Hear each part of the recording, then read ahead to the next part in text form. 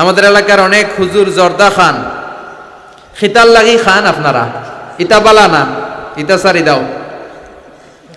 জর্দা খাওয়া কি জায়েজ? আপনার মতামত কি? ডক্টর জাকির নায়েকের লেকচার শুনেছিলাম জর্দা তামাক খাওয়া যাবে না, আপনার মতামত জানতে চাই।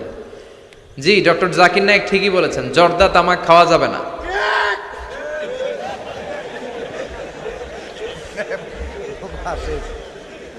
জর্দা তামাক খাওয়া যাবে না, কারণ সিগারেট খাওয়া হারাম, তাই না? যদিও অনেকে হারাম বলতে চায় না, মাকরুহে তাহারিমি বলে। মাকরুহে তাহারিমি বললে তো একই কথা, করিবুন ইলাল হারাম, হারামের কাছাকাছি।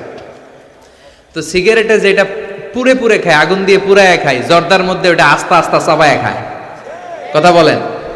তো সিগারেট যদি হারাম হয়, জর্দা তো আরো আগে হারাম। এই জর্দা, সিগারেট এগুলোর সাথে মুসলমানের সম্পর্ক নাই। এই সিগারেটের যে ধোঁয়া, এটা জাহান্নামের আলামত। ধোঁয়া পাওয়া যাবে কই? কথা কয় না। জাহান্নামে থাকবে আগুন। সিগারেট খেতে কি লাগে? আগুন খায়, আগুন পেটের ভিতরে ঢুকায়, আছে না নাই? পৃথিবীতে সিগারেটটা এমন একটা খাবার, এই একটা খাবারে শুধু টয়লেটে বসে খাওয়া যায়। কথা খুব কা, তাই না? সিগারেট ছাড়া কোনো জিনিস কেউ কোনোদিন টয়লেটে বসে খায় না, শুধু সিগারেটই খায়। আবার সিগারেট হয় টোবাকো প্ল্যান্টস থেকে, মানে তামাক পাতা থেকে। তামাক গাছ আসেনি এখানে? তামাক গাছ যেখানে চাষ করে ওইখানে কোনো বেড়া দেওয়া লাগে না, ওটা ছাগলও খায় না। ছাগলেও খায় না, ছাগলও মুখ দেয় না। তো যেটা ছাগলে খায় না, ওইটা আশরাফুল মাখলুকাত খেতে পারে? কথা বলেন।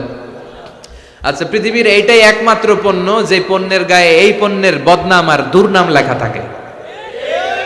এটার গায়ে লেখা থাকে স্মোকিং কজেস ক্যান্সার, ধূমপান কর্কট রোগের কারণ, ধূমপান করলে ক্যান্সার রোগ হয়, আছে না নাই?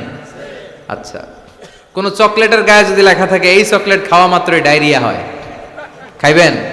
কমু তোরটা তুই খা, তোর ডায়রিয়া হোক। কথা বলেন। কেউ খাবো না, কারণ এইটার বদনাম লেখা এটার গায়ে, খামু কেন?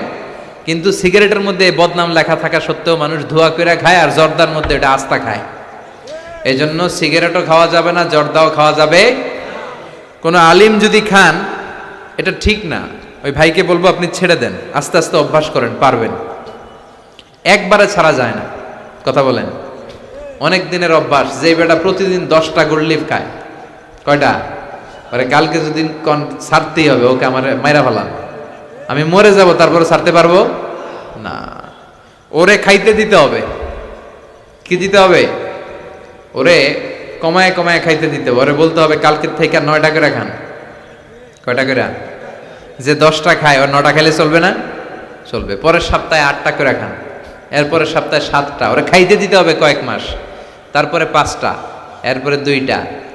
যেই সপ্তাহে ও 2টা করে খায় অভ্যস্ত, এরপরের সপ্তাহে একটাও খাইতে পারবে, ঠিক কিনা? যেই সপ্তাহে ও 1টা করে খাইলেও চলে, এরপরের সপ্তাহে না খাইলেও চলে। কথা বলেন।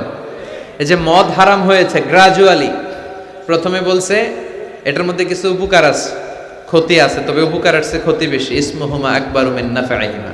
সাহাবারা কয় তাইলে তো কমায় দিতে হবে। সাহাবারাও মদ খাইতো, ওমরে ফারুক মদ খেতেন, মদ খাওয়ার রাজা ছিলেন উনি। এরপরে সাইয়েদনা আলী রাদিয়াল্লাহু তাআলা আনহু মদ খেতেন, সব সাহাবারা মদ খেতেন, কারণ তখন এটা জায়েজ ছিল, নিষেধাজ্ঞা আসে নাই। যখন বলা হলো ক্ষতি আছে বেশি, খাওয়া কমাই দিলেন। এরপর একবার সাইয়েদনা আলী রাদিয়াল্লাহু তাআলা আনহু মদ খেয়ে নামাজে দাঁড়াইছে, আর এরকম মাতলামি করতেছে, আর পড়তেছে আ'বুদু মা তা'বুদুন। লা আ'বুদু মা তা'বুদুনের জায়গায় মাতলামের ছোটা কি পড়ে?